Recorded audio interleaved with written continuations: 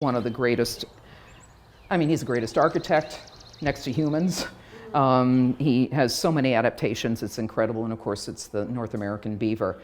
With the ability to live in the water, a lot of time in the water anyway.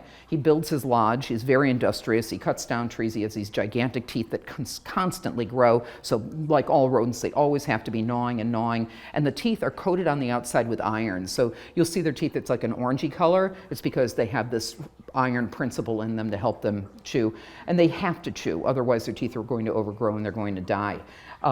He's got waterproof fur, so the entrance of a beaver's lodge is underwater. That's smart. That means no predators get in there. This fur, which has been so coveted by hunters and by furriers over hundreds and native people, hundreds and thousands of years, has the most amazing ability to shed water. So he goes and comes up into his lodge and he's pretty much bone dry. He has webbed feet. Again, another adaptation that allows an animal to spend time in the water. And of course, he has this incredible tail, which is a rudder. It helps him swim better.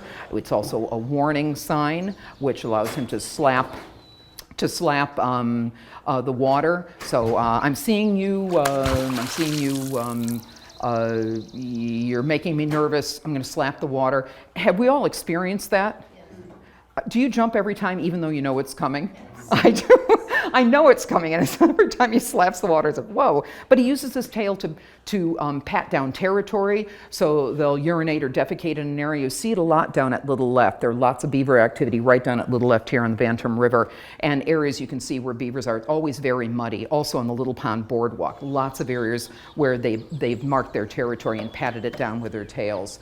I think, just an incredible feature of this animal is its ability as an architect, because he's actually creating habitat. And I had a first-hand experience to actually stumble upon a brand new beaver habitat that was created. There's a dirt road that goes from Winchester Center to Rugbrook Road. I don't know if you're familiar with the area, but it's my home turf. It's where I was born and raised.